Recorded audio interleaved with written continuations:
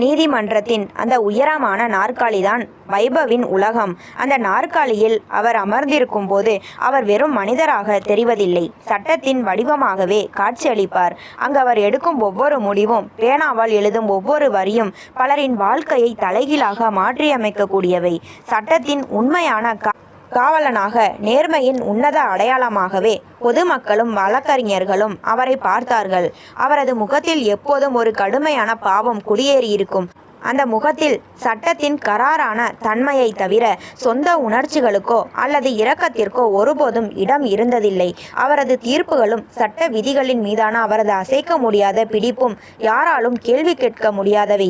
நீதிமன்ற அறைக்குள் அவரது காலணிகள் எழுப்பும் சத்தம் கேட்டாலே அங்கிருக்கும் சலசலப்புகள் யாவும் அடங்கிவிடும். அவர் உள்ளே நுழைந்தாலே ஒருவித அமைதியும் அச்சமும் அந்த அறையில் ஒரு சேர பரவிவிடும். சட்டத்தின் முன் அனைவரும் சமம் என்பதில் அவர் இமயமலை போல உறுதியாக இருந்தார். அன்று ஒரு குளிர்கால காலை பொழுது நீதிமன்ற வளாகத்திற்கு வெளியே உடலுக்கு இதம் தரும் மிதமான வெயில் பரவி இருந்தது. ஆனால் வைபவின் மனதிற்குள் எப்போதும் ஓடிக்கொண்டிருக்கும் சட்ட விதிகளின் அலைகள் ஓயாமல் அடித்து கொண்டிருந்தன. அன்றைய வழக்கின் முக்கிய விசாரணை தொடங்குவதற்கு இன்னும் சில நிமிடங்களே மீதம் இருந்தன. அவர் தனது தனி அறையில் அமர்ந்து அன்றைய வழக்கின் கோப்புகளை மிகவும் உன்னிப்பாக கவனித்து கொண்டிருந்தார். சட்ட பிரிவுகளும் குற்றச்சாட்டுகளும் அதற்குரிய ஆதாரங்களும் அவரது மூளையில் அதிவேகமாக ஓடிக்கொண்டிருந்தன. அப்போது அவரது முதன்மை உதவியாளரான அவினாஷ் அறையின் வெளிக்கதவருகே நின்று எவரையும் உள்ளே அனுமதிக்காமல் கண்காணித்து கொண்டிருந்தார். வைபவ் தன் கையில் இருந்த கோப்பின் பக்கங்களை ஒவ்வொன்றாக புரட்டினார். எதிரே இருக்கும் கூண்டில் வந்து நிற்க போகும் அந்த 20 வயது இளைஞனின் ஜாதகமே அந்த தாள்களில் அடங்கி இருந்தது. குற்றம் நிரூபிக்கப்பட்டால் அவனுக்கு கிடைக்கப் போகும் தண்டனை என்ன என்பதை சட்டம் ஏற்கனவே தீர்மானித்து வைத்திருந்தது. அதை அதிகாரப்பூர்வமாக அறிவிப்பது மட்டுமே வைபவின் கடமையாக இருந்தது. அறையின் சுவரில் மாட்டியிருந்த கடிகாரத்தின் முட்கள் நகரும் சத்தம் மட்டுமே அந்த தனி அறையில் கேட்டுக்கொண்டிருந்தது. வைபவ் தனது மேஜையின் மேல் இருந்த பேனாவை கையில் எடுத்தார். அந்த பேனா எத்தனையோ பேரின் வாழ்வை முடிவுக்கு கொண்டு வந்திருக்கிறது, எத்தனையோ பேருக்கு விடியலை தந்திருக்கிறது. இன்று அது என்ன எழுதப் போகிறது என்ற பதற்றம் வெளியில் இருந்தவர்களுக்கு இருந்ததே தவிர வைபவிற்கு இல்லை. அவர் மனதிற்குள் எந்த குழப்பமும் இல்லை. சட்டம் காட்டும் வழியில் மட்டுமே செல்ல பழகிய அவருக்கு மனிதர்களின் கண்ணீரை பார்த்து பழக்கமில்லை. இதயம் என்பதை தன் வீட்டு வாசலிலேயே கலற்றி வைத்துவிட்டு வரும் ஒரு மனிதராகத்தான் அவர் நீதிமன்றத்திற்குள் வலம் வந்தார். அப்போது அந்த அமைதியான சூழலை உடைப்பது போல வெளியிலிருந்து ஒரு பரபரப்பான சத்தமும் ஒரு மனிதனின் தீனமான அழுகை குரலும் வைபவின் அறை கதவை நோக்கி நெருங்கி வருவது கேட்டது. அந்த சத்தம் வைபவின் கவனத்தை கலைத்தது. அவரது புருவங்கள் சுருங்கின. சட்டத்தின் கோட்டையை நோக்கி ஒரு சாதாரண மனிதனின் உணர்ச்சி போராட்டம் நெருங்கி வருவதை உணர்ந்த வைபவ் தன் பார்வையை மெதுவாக கதவை நோக்கி திருப்பினார். அங்குதான் அவரது வாழ்க்கையை மாற்றியமைக்கப் போகும் அந்த புயலின் முதல் காற்று வீசத் தொடங்கியது. அறைக்குள் நிலவிய அந்த நிசப்தத்தை உடைத்து கொண்டு திடீரென்று வைபவின் அறை கதவு பலவந்தமாக திறக்கப்பட்டது. எதிர்பாராத இந்த செயலால் நீதிபதி வைபவ் அதிர்ச்சியுடன் நிமிர்ந்து பார்த்தார். வாசலில் அவரது முதன்மை உதவியாளர் அவினாஷ் அந்த மனிதரை தடுத்து நிறுத்த போராடி கொண்டிருந்தார். ஆனால் மகனை இழக்க துடிக்கும் ஒரு தந்தையின் வேகத்திற்கு முன்னால் அவினாஷின் பலம் தோற்று போனது. கிழிந்த ஆடையும் கலைந்த முடியும் கண்ணீரால் நனைந்த முகமுமாக ஒரு ஏழை மனிதன் அழுது கொண்டே உள்ளே நுழைந்தான். அவன் நேராக நீதிபதி வைபவின் மேஜையை நோக்கி ஓடி வந்து அவரது காலடியில் விழுந்து கதற தொடங்கினான். அவனது கைகள் நடுங்கிக் கொண்டிருந்தன. கண்களிலிருந்து கண்ணீர் மடை திறந்த வெள்ளம் போல் பெருக்கெடுத்து ஓடியது. ஐயா, என் மகன் முற்றிலும் நிரபராதி. அவன் எந்த குற்றமும் செய்யவில்லை. அவனுக்காக நீதிமன்றத்தில் வாதாட எங்களிடம் வசதி இல்லை. பெரிய வழக்கறிஞர்களை வைக்க எங்களிடம் பணமும் இல்லை. என் மகனுக்கு இப்போதுதான் 20 வயது முடிகிறது. அவன் இன்னும் உலகத்தையே பார்க்கவில்லை ஐயா. அவன் எந்த கொலையும் செய்யவில்லை என்று அந்த தந்தை கைகளை கூப்பி கண்ணீர் வடித்தார். அந்த மனிதனுக்கு 4 மகள்கள், ஒரே ஒரு மகன் மட்டும்தான். அந்த 5 பிள்ளைகளையும் வளர்க்க அவன் இரவு பகலாக உழைத்து கொண்டிருந்தான். அவனது மகன்தான் அந்த ஏழை குடும்பத்தின் ஒரே எதிர்கால நம்பிக்கை. அந்த பெண்களின் தலைக்கு மேலே இருக்கும் பாதுகாப்பு நிழல். அவன் இல்லை என்றால் அந்த குடும்பமே தெருவுக்கு வந்துவிடும் என்ற சூழ்நிலை இருந்தது. ஆனால் நீதிபதி வைபவ் அந்த தந்தையின் நிலையை பார்த்து சற்றும் இரக்கப்படவில்லை. அவரது முகம் மேலும் இறுகியது. தனது தனது வழக்கமான கடுமையான கம்பீரமான குரலில், நிறுத்துங்கள் உங்கள் அழுகையை. நீதிமன்றம் உணர்ச்சிகளால் இயங்குவது அல்ல. சட்டம் எப்போதும் உறுதியான ஆதாரங்களின்படிதான் இயங்கும். உங்கள் கண்ணீரால் அல்ல. உங்களை யார் உள்ளே விட்டது? உடனே வெளியே போங்கள் என்று சத்தமாக கத்தினார். அவரது ஆக்ரோஷமான குரலை கேட்டு வெளியிலிருந்த காவலர்கள் உடனடியாக அறைக்குள் விரைந்து வந்தனர். அவர்கள் அந்த ஏழை தந்தையின் கைகளை பிடித்து பலவந்தமாக இழுத்து சென்றனர். அந்த மனிதன் காவலர்களின் பிடியிலிருந்து விடுபட போராடினார். அவனது கால்கள் தரையில் தேய்ந்தன. அவர் தரையை விட்டு வெளியே இழுத்து செல்லப்படும் போது வைபவை நோக்கி, என் மகனுக்கு மரண தண்டனை கொடுத்து விடாதீர்கள் ஐயா. அவன் செத்துவிட்டால் நாங்கள் யாரும் உயிரோடு இருக்க மாட்டோம். என் மகனை காப்பாற்றுங்கள் ஐயா என்று கத்திக்கொண்டே சென்றான். அவனது தீனமான குரல் அந்த நீதிமன்றத்தின் நீண்ட நடைபாதை முழுவதும் எதிரொலித்தது. அந்த மனிதன் சென்ற பிறகும் அவனது அழுகை சத்தம் வைபவின் காதுகளில் கேட்டுக்கொண்டே இருந்தது. ஆனால் வைபவ் தன் மனதை தேற்றிக்கொண்டார். உணர்ச்சிகளுக்கு இடம் கொடுத்தால் நீதி வளைந்துவிடும் என்று அவர் நம்பினார். தனது மேஜையின் மேல் இருந்த கோப்புகளை மீண்டும் எடுத்து அடுத்த விசாரணைக்கு தன்னை தயார்படுத்தி கொள்ள தொடங்கினார். நீதிமன்ற கூண்டுக்குள் 20 வயது இளைஞன் சுனில் நின்று கொண்டிருந்தான். அவனது முகம் மரண பயத்தில் முற்றிலும் வெளுத்து போயிருந்தது. குற்ற உணர்ச்சியா அல்லது அநியாயமாக பழி சுமத்தப்பட்டதன் வேதனையா என்று தெரியவில்லை. அவனது கண்கள் தொடர்ந்து தாரை தாரையாக கண்ணீரை சிந்திக் கொண்டிருந்தன. அவனது தாயும் 5 சகோதரிகளும் கூண்டிற்கு பின்னால் நின்று தங்களின் துப்பட்டாக்களால் வாயை பொத்தி கொண்டு விம்மிக் கொண்டிருந்தனர். மறுபுறம் கொலை செய்யப்பட்ட அரவிந்தின் பணக்கார பெற்றோர்கள் அமர்ந்திருந்தனர். அவர்கள் அணிந்திருந்த ஆடைகளும் அவர்களது தோரணையும் அவர்களின் பெரும் வசதியை பறைசாற்றின. இரு தரப்பிலும் இழப்பு என்பது ஒன்றுதான். இரு பக்கமும் பெற்ற பிள்ளைகளைத்தான் இழந்திருக்கிறார்கள். என்றாலும் நீதிமன்றத்தின் ஒரு புறம் வறுமையின் உச்சமும் மறுபுறம் அதிகாரத்தின் பலமும் அப்பட்டமாக தெரிந்தது. அனைத்து சலசலப்புகளுக்கும் இடையே நீதிபதி வைபவ் கம்பீரமாக தனது உயர்ந்த இருக்கையில் வந்து அமர்ந்தார். அவர் அமர்ந்த அடுத்த கணமே நீதிமன்ற அதிகாரி வழக்கின் விபரங்களை வாசிக்க தொடங்கினார். வைபவ் தன் கையில் இருந்த பேனாவை தயார் நிலையில் வைத்துக்கொண்டு கூண்டில் இருக்கும் சுனிலையும் அவனது குடும்பத்தினரையும் ஒரு முறை உற்று நோக்கினார். அவரது பார்வையில் எந்த சலனமும் இல்லை. அரசு தரப்பு வழக்கறிஞர் மிகவும் ஆக்ரோஷமாக தன் இருக்கையை விட்டு எழுந்து நடுவே வந்து நின்றார். அவர் சுனிலுக்கு எதிரான ஆதாரங்களை ஒவ்வொன்றாக அடுக்கத் தொடங்கினார். சுனில் எத்தகு வஞ்சக எண்ணத்தோடு திட்டமிட்டு அரவிந்தை எப்படி கொடூரமாக கொலை செய்தான் என்பதை மிகவும் விவரமாக விவரிக்க தொடங்கினார். அவர் பேச பேச நீதிமன்ற அறையில் ஒரு சுடுகாட்டு அமைதி நிலவியது. சுனில் பயத்தால் நடுங்கிக் கொண்டே விலங்கிடப்பட்ட தனது இரு கைகளையும் ஒன்றாக பிணைத்து கொண்டு நின்றான். அவனது துடிப்பான இளமை பருவம் அந்த இரும்பு விலங்குகளுக்கு பின்னால் கொஞ்சம் கொஞ்சமாக வாடி கொண்டிருப்பது போல தோன்றியது. நீதிபதி வைபவ் எந்த ஒரு உணர்ச்சியுமின்றி ஒரு கல்லூசியை போல அமர்ந்து வழக்கறிஞரின் வாதங்களையும் சான்றுகளையும் உன்னிப்பாக கவனித்து வந்தார். வழக்கறிஞர்களின் ஒவ்வொரு வார்த்தையும் சுனிலின் குடும்பத்தினரின் நெஞ்சில் ஈட்டியாய் பாய்ந்தது. அவனது 5 சகோதரிகளும் தங்களின் ஒரே அண்ணன் தங்களை காக்காமல் இப்படி இரும்பு பெட்டிக்குள் அடைபட்டு கிடப்பதைக் கண்டு நிலை குலைந்து போயினர். ஆனால் சட்டத்தின் தராசை கையில் ஏந்தி இருக்கும் வைபவிற்கு அந்த ஏழை குடும்பத்தின் கண்ணீரை விடவும் மேஜையில் இருக்கும் காகித ஆதாரங்களே முதன்மையாக தெரிந்தன. நீதிமன்ற அறையில் நிலவிய அந்த பலத்த அமைதியை கிழித்து கொண்டு சுனில் தனது தரப்பு நியாயத்தை கூற தொடங்கினான். அவனது குரல் நடுக்கத்துடனும் அதே சமயம் தன் மீதான பழியை துடைக்க வேண்டும் என்ற ஆதங்கத்துடனும் வெளிவந்தது. ஐயா, கொலை செய்யப்பட்ட அரவிந்த் எல்லாரும் நினைப்பது போல நல்லவன் அல்ல.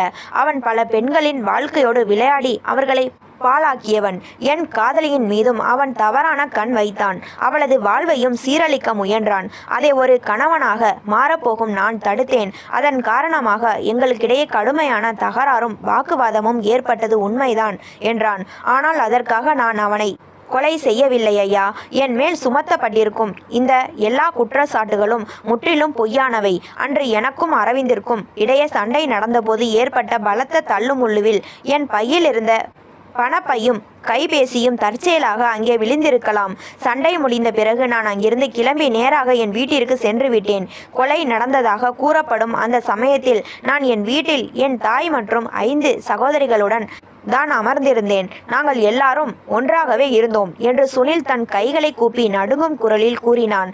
அவன் பேசி முடிப்பதற்குள் அரசு தரப்பு வழக்கறிஞர் குறுக்கிட்டு மிகவும் எகத்தாளமாக சிரித்தார். பின்னர் நீதிபதியை நோக்கி திரும்பி, ஐயா, இவன் சொல்வதெல்லாம் அப்பட்டமான பொய். தன் குற்றத்தை மறைக்க தன் குடும்பத்தாரையே சாட்சியாக இழுக்கிறான் என்று கூறிவிட்டு சுனிலை நோக்கி கராரான குரலில் பாய்ந்தார். அப்படியென்றால் கொலை நடந்த இடத்தில் உன்னுடைய பணப்பையும் கைபேசியும் மட்டுமா கிடைத்தன? உன்னுடைய வீட்டு சமையலறை கத்தி எப்படி அங்கே வந்தது? அதுவும் இரத்த கரையோடு. உனக்கு சாதகமாக அனைத்தும் அங்கே தற்செயலாக விழுந்ததா என்று இடி முழக்கம் போல கேட்டார். அரசு வழக்கறிஞரின் அந்த ஆக்ரோஷமான கேள்வியை கேட்டு சுனில் நிலைகுலைந்து போனான். அவனது முகம் பதற்றத்தால் மேலும் வேர்த்து கொட்டியது. நீதிமன்றத்தில் இருந்தவர்களின் பார்வைகள் அனைத்தும் அவன் மீதே குவிகின்றன என்பதை உணர்ந்து அவன் திணறினான். தன் தொண்டையை நனைத்து கொண்டு, ஐயா, அன்று மதியம் எங்கள் கல்லூரியில் ஒரு சிறிய பாராட்டு விருந்து இருந்தது. அதற்கு எங்கள் நண்பர்கள் எல்லாரும் வீட்டிலிருந்து ஆளுக்கொரு பொருளை கொண்டு வந்தனர். என் பங்கிற்கு எங்கள் வீட்டு சமையலறை கத்தியை நான் எடுத்து சென்றேன். விருந்து முடிந்த பிறகு திரும்பும்போது அது என் பையில் தான் இருந்தது என்று பதற்றத்துடன் விளக்கமளித்தான். மாலை நேரத்தில் எனக்கும் அரவிந்திற்கும் இடையே தகராறு ஏற்பட்டு பெரிய சண்டையாக மாறிய போது அந்த தள்ளு முள்ளுவில் என் பணப்பை, கைபேசி ஆகியவற்றுடன் சேர்த்து அந்த சமையலறை கத்தியும் அங்கேயே விழுந்திருக்கலாம். நான் சத்தியம் செய்து சொல்கிறேன் ஐயா, நான் அரவிந்தை கொலை செய்யவில்லை. நான் முற்றிலும் நிரபராதி என்று சுனில் நீதிமன்றமே அதிரும்படி கதறினான். ஆனால் வறுமையின் பிடியில் இருந்த அந்த ஏழை இளைஞனின் வார்த்தைகளில் இருந்த உண்மை அரசு வழக்கறிஞர் அடுக்கிய சட்ட ஆதாரங்களின் பலத்திற்கு முன்னால் மிகவும் பலவீனமாகவே காட்சியளித்தது.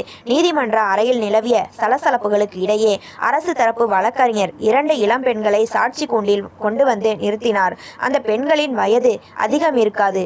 தோராயமாக 18 அல்லது 20 வயதுதான் இருக்கும். அவர்கள் இருவரும் அந்த விபரீத இரவில் கொலை நடந்த இடத்தில் நேரில் இருந்ததாக தெரிவித்தனர். நீதிமன்றத்தின் கம்பீரமான சூழலை கண்டும் நீதிபதி வைபவின் கடுமையான பார்வையை எதிர்கொள்ள முயலாமலும் அவர்களின் முகம் பயத்தால் நடுங்கிக் கொண்டிருந்தது.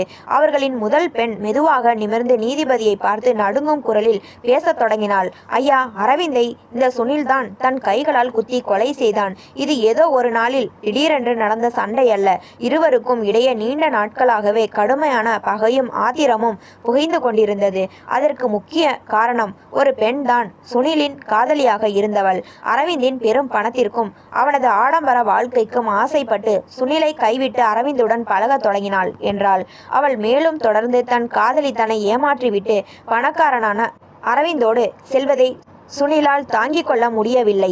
அந்த ஆத்திரத்தினால் பழிவாங்க துடித்த சுனில் அன்று இரவு அரவிந்தை சந்தித்தான். இருவருக்கும் இடையே வாக்குவாதம் முற்றிய போது சுனில் தன் பையில் இருந்த கத்தியை சட்டென்று வெளியில் எடுத்தான்.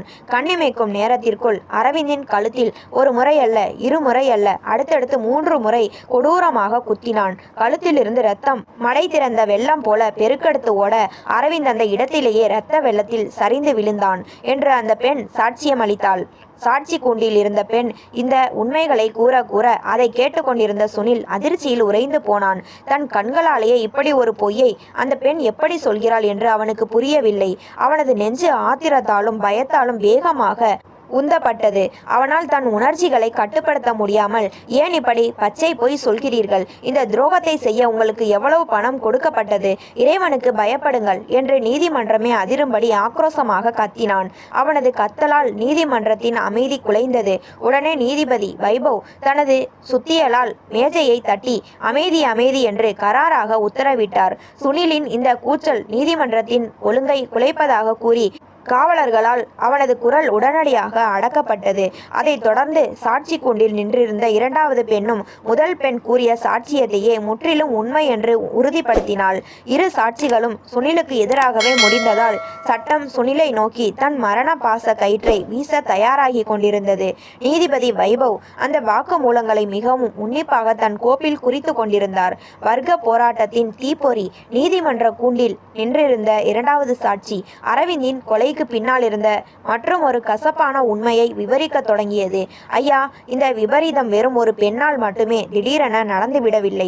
இதற்கு பின்னால் நீண்ட நாட்களாகவே வர்க்க வேறுபாட்டால் உண்டான ஒரு பெரும் ஆத்திரமும் பொறாமையும் புகைந்து கொண்டிருந்தது. அரவிந்த் ஒரு பெரும் பணக்கார வீட்டு பிள்ளை. அவனிடம் விலை உயர்ந்த ஆடைகளும் சொகுசு வாகனங்களும் வாரி இறைக்க பணமும் இருந்தன.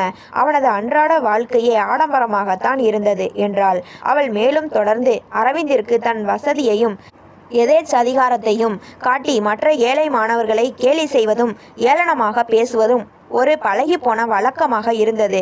ஆனால் குற்றம் சாட்டப்பட்ட சுனில் முற்றிலும் மாறுபட்ட ஒரு சூழலில் இருந்து வந்தவன். அவன் ஒரு ஏழை குடும்பத்தை சேர்ந்தவன். பெற்றோர்களின் கஷ்டத்தை உணர்ந்து கல்வி உதவித்தொகை மூலமாக மட்டுமே தன் படிப்பை தொடர்ந்து வந்தவன். அவனுக்கு அன்றாட பேருந்து கட்டணத்திற்கும் மதிய உணவு போன்ற சாதாரண செலவுகளுக்கே பெரும் கஷ்டமாக இருந்தது என்று இருவரின் நிலைகளையும் ஒப்பிட்டு கூறினாள். பணக்கார அரவிந்த் அடிக்கடி சுனிலின் வறுமையை சுட்டிக்காட்டி நண்பர்கள் மத்தியில் கேலி செய்து வந்தான். காசில்லாத உனக்கெல்லாம் எதற்கு படிப்பு? உன்னால் என்னை போல வாழ முடியுமா என்ற அரவிந்த் பேசிய ஏளன பேச்சுக்களை சுனிலால் சகித்து கொள்ள முடியவில்லை. இந்த வர்க்க வேறுபாடும் அவமானமும் சுனிலின் மனதிற்குள் ஒரு பெரிய பொறாமையையும் தீர்க்க முடியாத ஆத்திரத்தையும் கொஞ்சம் கொஞ்சமாக வளர்த்திருந்தது. அந்த தீப்பொறிதான் அன்று அவனது காதலி அரவிந்தோடு சென்றபோது காட்டுத்தீயாக மாறி இந்த கொலையில் முடிந்தது என்று சாட்சி தன் வாக்குமூலத்தை நிறைவு செய்தது. சாட்சியங்களின் இந்த அடுக்குமாடி விளக்கங்களால் சட்டம் இப்போது சுனிலுக்கு எதிராக முழுமையாக திரும்பியிருந்தது. அவன் தப்பிக்க எந்த வழியும் இல்லாதவாறு ஆதாரங்களின் வலை அவனை இறுக்கியது. நீதிபதி வைபவ் அந்த சாட்சியங்கள் ஒவ்வொன்றையும் அதன் பின்னணியையும் தனது குறிப்பேட்டில் மிக தெளிவாக தூய தமிழில் எழுதி கொண்டார். அவரது பேனா நகரும் சத்தம் மட்டுமே அந்த நீதிமன்றத்தில் கேட்டுக்கொண்டிருந்தது. நீதிமன்றத்தின் அன்றைய நேரம் மெல்ல முடிவடைந்து கொண்டிருந்தது. வழக்கறிஞர்கள் மேலும் சில சாட்சிகளை விசாரிக்க தள்ளி வைப்பு தேதிகளை கோரினார். ஆனால் நீதிபதி வைபவ் இந்த வழக்கிற்கு மேலும் தள்ளி வைப்பு தேதிகளை வழங்க சற்றும் விரும்பவில்லை. ஏற்கனவே இந்த வழக்கு நீண்ட நாட்களாக இழுத்து கொண்டிருப்பதாக அவர் கருதினார். சட்டம் கால தாமதத்தை ஒருபோதும் ஏற்பதில்லை என்பதிலும் பாதிக்கப்பட்டவர்களுக்கு விரைவாக நீதி கிடைக்க வேண்டும் என்பதிலும் அவர் இமயமலை போல உறுதியாக இருந்தார். அவர் தன் குறிப்பேட்டை மூடிவிட்டு கூண்டில் நின்றிருந்த சுனிலையும் அவனது குடும்பத்தாரையும் ஒரு முறை பார்த்தார். சுனிலின் 5 சகோதரிகளும் நடுங்கிக் கொண்டு நின்றிருந்தனர்.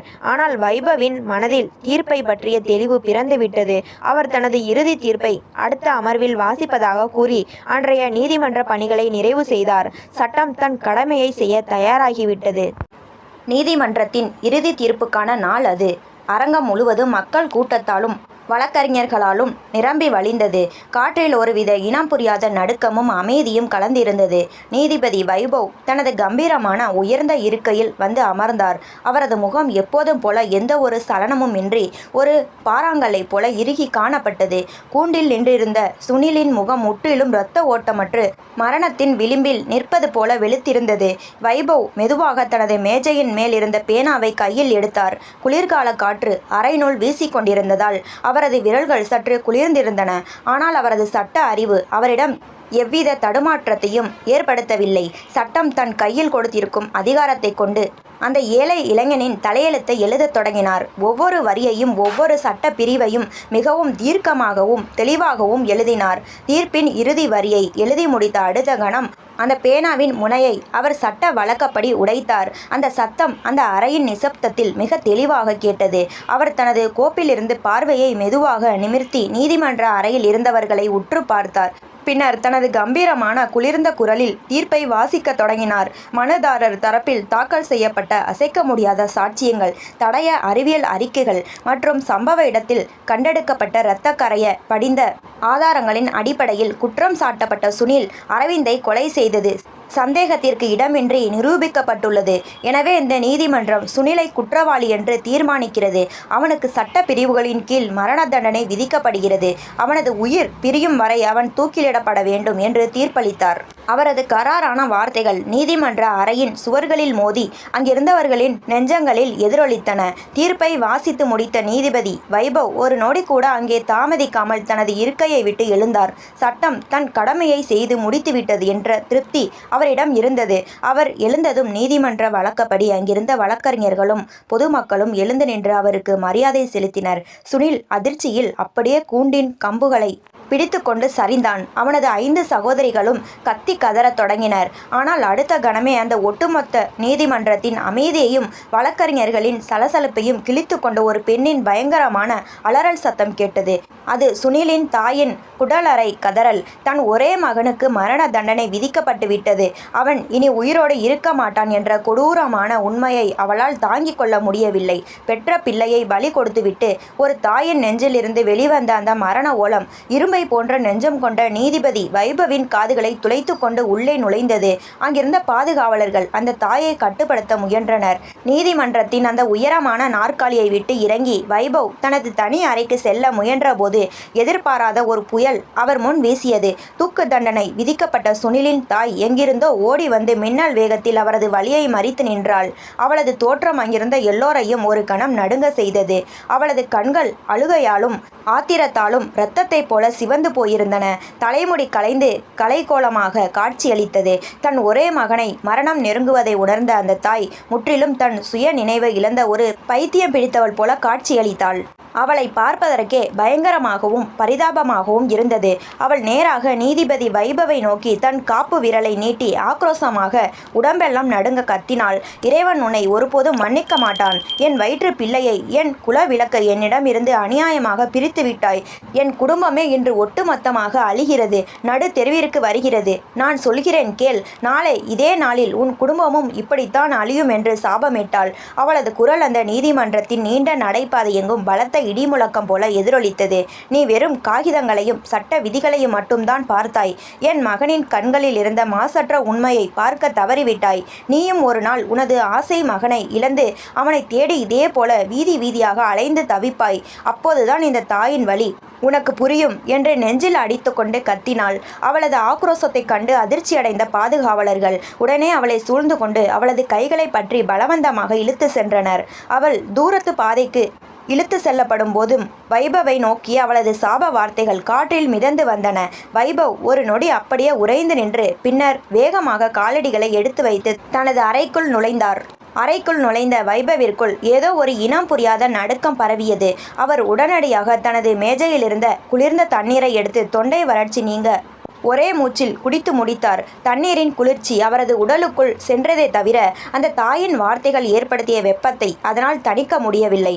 அவள் கூறிய ஒவ்வொரு வார்த்தையும் உனது மகனை இழந்து இப்படித்தான் தவிப்பாய் என்ற சாபமும் அவரது மனதில் ஒரு பெரிய பாறாங்கல்லை போல அமர்ந்தன. தனது மகனின் முகம் ஒரு கணம் அவரது கண்முன்னே வந்து சென்றது. நெஞ்சு படபடவென அடித்தது. இருப்பினும் வைபவ் பல வருடங்களாக தான் வளர்த்து கொண்ட அந்த இரும்பு திரையை தன் மனதிற்குள் மீண்டும் இழுத்து மூடினார். நான் எந்த தவறும் செய்யவில்லை. சாட்சிகளும் ஆதாரங்களும் என்ன சொன்னதோ அதை தான் சட்டம் செய்ய சொன்னது. நான் என் கடமையை தான் செய்திருக்கிறேன் என்று தனக்குத்தானே சமாதானம் செய்து கொண்டார். ஆனால் அந்த சாபத்தின் நிழல் அவரது நிம்மதியை மெல்ல மெல்ல அரிக்கத் தொடங்கியதை அவர் அறியவில்லை. அறைக்குள்ளும் அந்த விவரிக்க முடியாத மன உளைச்சலும் அலைபாயும் எண்ணங்களும் வைபவை நிழல் போல துரத்தின. சுனிலின் தாயிட்ட சாபம் அவரது காதுகளில் மீண்டும் மீண்டும் ரிங்காரமிட்டு கொண்டே இருந்தது. நெஞ்சு படபடப்பை தாங்க முடியாமல் உடனே அவர் தனது ஓட்டுநரை அவசரமாக தன் அறைக்கு அழைத்தார். இப்போதே வண்டியை எடு. இன்று என் மகனின் பள்ளிக்கு வண்டியை விடு. நான் அவனை இப்போதே நேரில் சென்று வீட்டிற்கு அழைத்து செல்ல வேண்டும் என்றார். வழக்கம் போல கட்டளையிடும் அவரது குரலில் இன்று யாராலும் கணிக்க முடியாத ஒரு பெரும் நடுக்கமும் விவரிக்க முடியாத ஒரு பயமும் கலந்திருந்தது. அவரது அவசரத்தை உணர்ந்த ஓட்டுநர் வாகனத்தை அதிவேகமாக பள்ளியை நோக்கி செலுத்தினார். வழியெங்கும் வைபவின் கண்கள் காலியாகவே எதையோ வெறித்து பார்த்து கொண்டிருந்தன. சில நிமிடங்களில் வாகனம் பள்ளியின் முதன்மை வாயிலை வந்தடைந்தது. வாகனத்தை விட்டு இறங்கிய வைபவ் அங்கிருந்த காவலாளியை உரைப்பாக தன் அருகே அழைத்தார். அவரிடம் தன் பதற்றத்தை காட்டிக்கொள்ளாமல் என் மகன் ரமணனை வகுப்பறையிலிருந்து உடனே இங்கே கூட்டி வாருங்கள் என்று கூறினார். நீதிபதியின் அதிகாரத்தைக் கண்டு அஞ்சிய காவலாளி இதோ இப்போதே அழைத்து வருகிறேன் ஐயா என்று கூறிவிட்டு உள்ளே ஓடினான். நிமிடங்கள் யுகங்களாக நகர தொடங்கின. காவலாளி உள்ளே சென்று 10 நிமிடங்கள் கழித்து திரும்பினான். ஆனால் அவனது முகம் முற்றிலும் வெளுத்து போயிருந்தது. அவனது கைகளும் கால்களும் நடுங்கிக் கொண்டிருந்தன. நீதிபதியின் முகத்தை பார்க்க கூட அவனுக்கு தைரியமில்லை.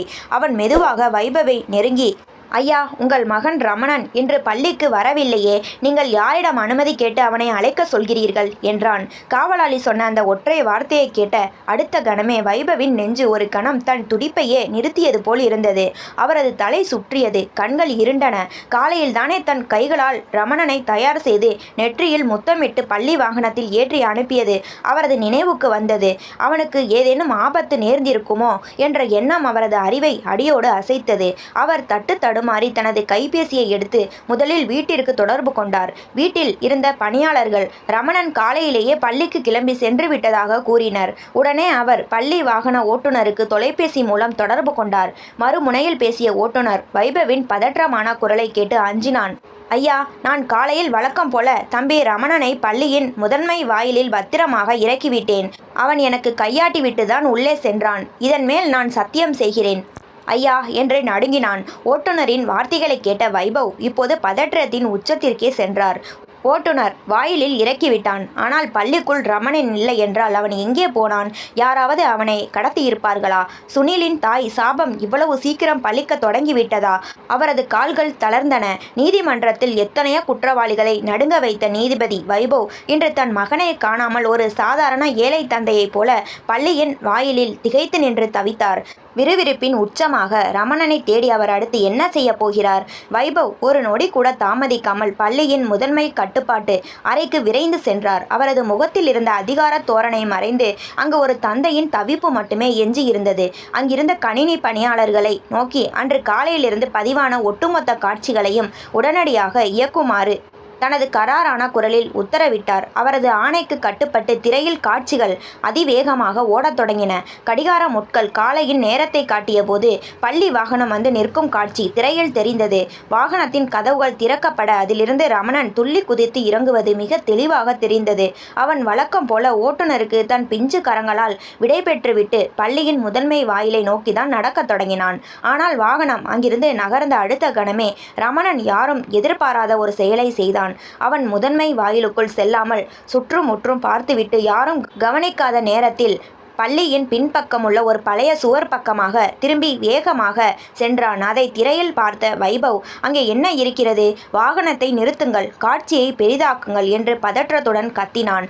ஆனால் அந்த பகுதியின் காட்சிகளை தொடர்ந்து காட்ட அங்கு கேமராக்கள் இல்லை என்று பணியாளர்கள் கைகளை விரித்தனர். பள்ளியின் அந்த பின்பக்க பகுதி இடிந்து விழும் நிலையில் இருந்ததால் அங்கு கண்காணிப்பு கருவிகள் பொருத்தப்படவில்லை என்ற கசப்பான உண்மையை அவர்கள் கூறினர். ரமணன் அந்த பழைய சுவரை கடந்து மரங்களின் நிழலில் மறைந்த அந்த இறுதி பதிவு மட்டுமே கேமராவில் எஞ்சி இருந்தது. அதை திரையில் கண்ட வைபவிற்கு நீதிமன்றத்தில் சுனிலின் தாய் இட்ட அந்த பயங்கரமான சாபம் மீண்டும் அவரது காதுகளில் இடி முழக்கம் போல ஒலித்தது.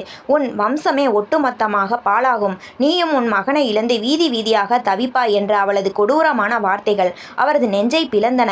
சட்டம் இழைத்த தீர்ப்புக்கு பின்னால் இப்படி ஒரு சதிவலை இருக்கும் என்று அவர் கனவிலும் நினைக்கவில்லை. அவர் இப்போது ஒரு கம்பீரமான நீதிபதியாக அல்ல, தன் ஒரே மகனை தொலைத்துவிட்டு பதறி போய் நிற்கும் ஒரு சாதாரண ஏழை தந்தையாக மாறிப்போயிருந்தார். சுனிலின் தந்தை தன் காலடியில் விழுந்து கதறிய அதே நிலை இன்று தனக்கு வந்திருப்பதை அவர் உணர்ந்தார். உடனடியாக பள்ளியின் பாதுகாவலர்களை தன் பின்னே அழைத்து கொண்டு ரமணன் மறைந்த அந்த பின்பக்க பகுதிக்கு நோக்கி ஓடினார்.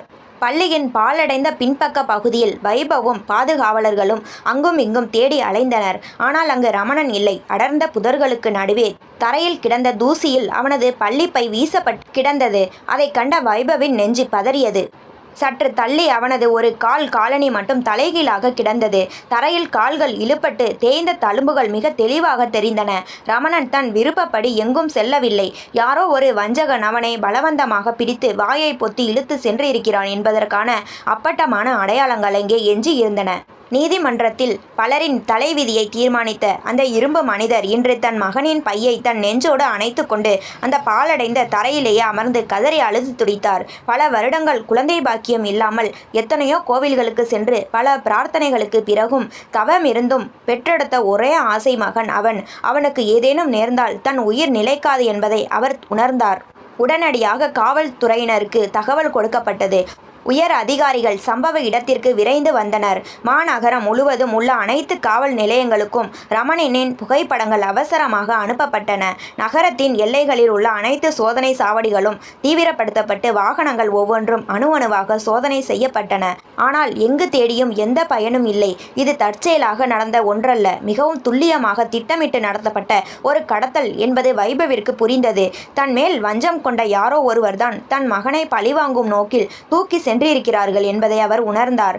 அவர் ஒரு நீதிபதியாக தனக்கு இருந்த ஒட்டுமொத்த அதிகாரத்தையும் செல்வாக்கையும் பயன்படுத்தி பார்த்தார். அரசாங்கத்தின் மிக உயரிய புலனாய்வு அமைப்புகள் கூட இந்த தேடுதல் வேட்டையில் களமிறக்கப்பட்டன. எனினும் நாட்களும் வாரங்களும் யுகங்களைப் போல மெல்ல நகரத் தொடங்கினவே தவிர ரமணனை பற்றி எந்த ஒரு சிறு தகவலோ அல்லது துப்போ கிடைக்கவில்லை. மகன் இல்லாத அந்த பெரிய வீடு இப்போது ஒட்டுமொத்தமாக தன் ஒளியை இழந்து ஒரு மயான அமைதியாக மாறியிருந்தது.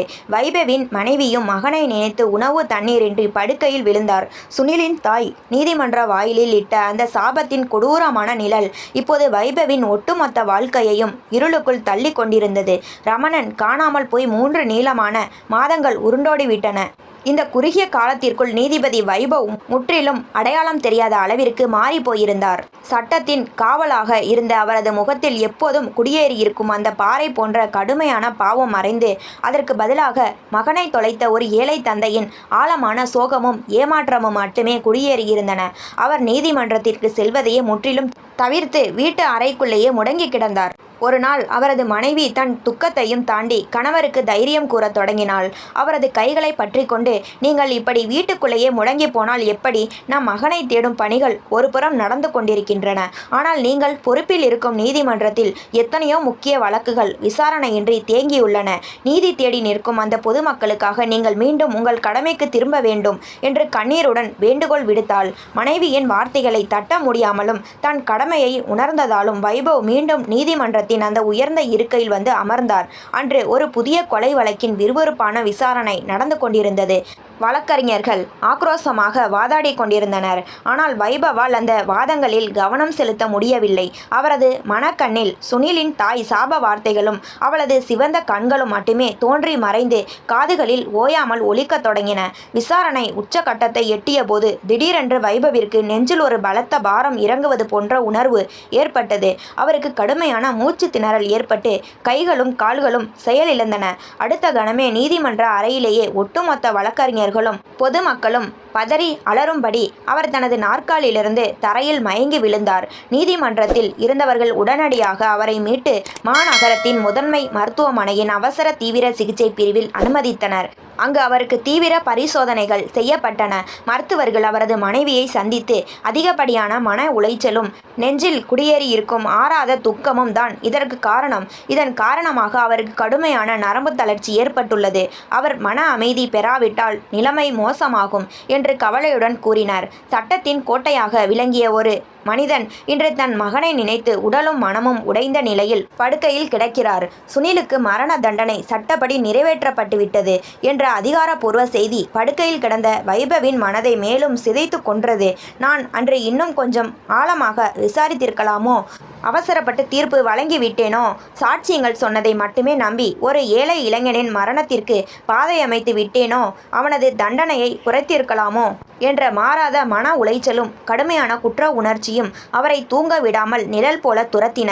மருத்துவமனையிலிருந்து உடல் நலம் தேறி வீடு திரும்பிய அவர் தனது நீதிபதி பணியிலிருந்து நீண்டகால விடுப்பு எடுத்தார். நாட்களும் மாதங்களும் சக்கரங்களைப் போல வேகமாய் ஓடி ரமணன் காணாமல் போய் இப்போது முழுமையாக 1 வருடம் முடிவடைந்தது.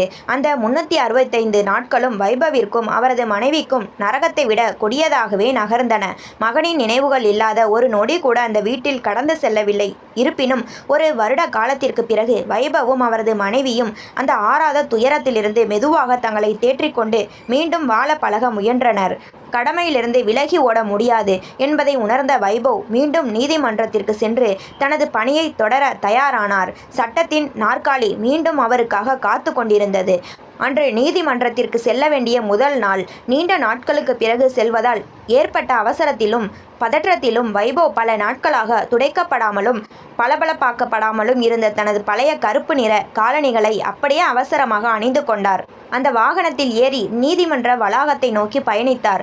வாகனம் நீதிமன்றத்தின் முதன்மை வாயிலை நெருங்கிய போது நீதிமன்றத்திற்கு வெளியே சாலையோரமாக ஒரு சிறுவன் காலணிகளை தைக்கும் மற்றும் தூய்மை செய்யும் தொழில் செய்து கொண்டிருப்பதை அவரது ஓட்டுநர் கவனித்து நீதிபதியிடம் கூறினார். ஐயா, உங்கள் காலணிகள் மிகவும் மங்கலாக இருக்கின்றன. நீதிமன்றத்திற்குள் செல்வதற்கு முன் வெளியே இருக்கும் அந்த சிறுவனிடம் கொடுத்து ஒரு முறை தூய்மை செய்து பளபளப்பாக்கிக் கொள்ளலாம் என்று ஓட்டுநர் பணிவுடன் கூறினார். வைபவும் மெதுவாக தன் தலையை அசைத்து அதற்கு சம்மதித்தார். விறுவிறுப்பின் உச்சகட்டமாக அந்த சிறுவனின் சந்திப்பு வைபவின் வாழ்க்கையில் என்ன மாதிரியான அதிர்ச்சியை தரப்போகிறது? நீதிபதி வைபவ் மிகுந்த பதற்றத்துடன் தனது வாகனத்திலிருந்து இறங்கி அந்த சிறுவனின் அருகே சென்றார். அந்த சிறுவன் தலை குனிந்து சாலையோரம் கிடந்த தூசியும் மண்ணும் படிந்த பாதணிகளை தன் கை கருவியால் மிக வேகமாக தேய்த்து மெருகேற்றும் பணியில் ஆழ்ந்திருந்தான். வைபவ் அமைதியாக தனது காலணிகளை கழற்றி அவனது கைக்கு அருகில் வைத்துவிட்டு தயக்கத்துடன் காத்திருந்தார். சிறுவன் எவ்வித சலனமும் இன்றி தன் வேலையை தொடர்ந்தான். மெருகேற்றும் கருவியை அவன் கைகளில் இயக்கும் வேகம் ஒரு தேர்ந்த கலைஞனின் நுணுக்கத்தை போலிருந்தது. திடீரென்று அந்த தூசுகளுக்கு இடையே அவனது கை விரலில் மின்னிய ஒரு மோதிரம் வைபவின் கண்ணில் பட்டது. அது வெறும் உலோகத்தால் ஆன சாதாரண மோதிரம் அல்ல. அதன் மையத்தில் பதிக்கப்பட்டிருந்த அந்த நீல நிற கல் சூரிய ஒளியில் மின்னியது. அந்த மோதிரத்தின் வடிவத்தை வைபவ் உயிர் போனாலும் மறக்க மாட்டார். தனது மகனின் 15வது பிறந்த நாளுக்காக அவனது விருப்பப்படியே வைபவே ஒரு பொற்கொள்ளரிடம் கொடுத்து பிரத்யேகமாக வடிவமைத்து கொடுத்த மோதிரம் அது. அந்த கல்லின் நிறமும் அதை சுற்றி அமைக்கப்பட்டிருந்த அந்த நுணுக்கமான வேலைப்பாடும் இது தன் மகன் ரமணனுடையது என்பதை உறுதிப்படுத்தின. வைபவின் நெஞ்சு படபடவென துடித்தது. இதயம் வாய்க்கு வந்து நின்றது. தம்பி, கொஞ்சம் உன் முகத்தை நிமிர்த்துப்பா என்றார் வைபவ். அவரது குரலில் ஒரு தந்தைக்கான தவிப்பு மிதந்து கொண்டிருந்தது. ஆனால் அந்த சிறுவன் எவ்வித சலனமும் காட்டாமல் தொடர்ந்து தன் பணியிலேயே கண்ணும் கருத்துமாக இருந்தான். வைபவின் பொறுமை கரைந்தது. மீண்டும் தனது கடுமையான ஆனால் உள்ளுக்குள் உடைந்த குரலில், சொல்வதை கேள், உன் முகத்தை நிமிர்ந்து பார் என்று கட்டளையிட்டார். அந்த சிறுவன் மெதுவாக தயக்கத்தோடு தன் முகத்தை நிமிர்த்தினான். வைபவின் கண்கள் அவனது முகத்தை தேடி பாய்ந்தன. ஒரு நொடி அந்த இடமே அமைதியானது. அந்த சிறுவனின் முகத்தில் தெரியும் காயத்தழும்புகளும் ஒரு வருட கால சோகத்தில் மாறியிருந்த அவனது தோற்றமும் வைபவின் காலடியில் இருந்த மண்ணையே நழுவ செய்தது. அந்த சிறுவன் மெதுவாக தன் முகத்தை நிமிர்த்திய போது வைபவின் ஒட்டுமொத்த உலகமும் ஒரு கணம் சுழன்றது. அது வேறு யாருமல்ல, கடந்த ஒரு வருடமாக தான் தேடி அலைந்த தன் உயிரினும் மேலான ஆசை மகன் ரமணன் தான். கிழிந்த அழுக்கு ஆடைகளுடன் பசியால் வதங்கிய முகத்துடன் ஒரு வருட பிரிவிற்கு பிறகு தன் தந்தை முன் அவன் நின்றிருந்தான். வைபவ் கண்களிலிருந்து கண்ணீர் அருவியென கொட்ட, மகனே என்று கதறிக்கொண்டு அவனை நெஞ்சார அணைக்க முயன்றார். ஆனால் ரமணன் சட்டென்று விலகி அவரது கைகளை பின்னுக்கு தள்ளினான்.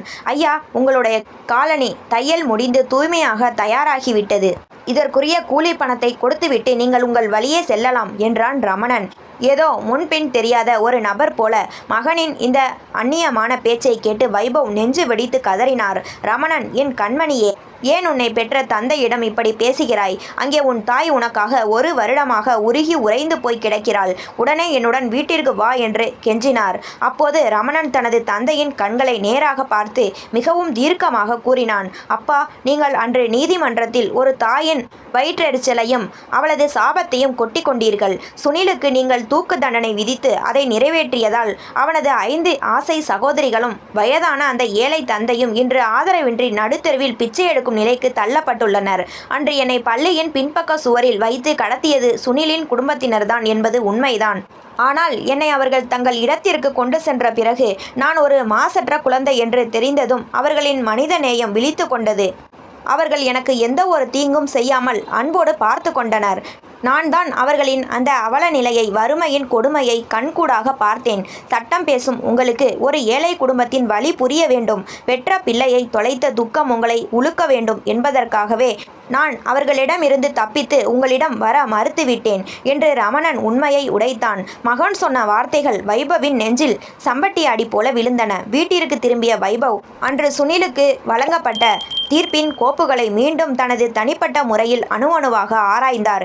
சட்ட விதிகளின்படி பார்த்தால் தீர்ப்பு சரியாகத்தான் இருந்தது. கொலையாளி சுனில்தான் என்பதில் எந்த ஐயமும் இருக்கவில்லை. சட்டம் தன் கடமையை செய்திருந்தது. ஆனால் ரமணன் அந்த 5 சகோதரிகளின் ஒட்டுமொத்த வாழ்வாதார பொறுப்பையும் தானே ஏற்பதாக தன் தந்தையிடம் உறுதியாக கூறினான். நீதிபதி வைபவ் தன் ஆசை மகனின் இந்த உன்னதமான செயலின் மூலம் மனித நேயத்தின் உண்மையான மற்றும் ஆழமான அர்த்தத்தை முழுமையாக புரிந்து கொண்டார். சமூக ஒழுக்கத்திற்கு சட்டம் மிகவும் முக்கியம்தான்.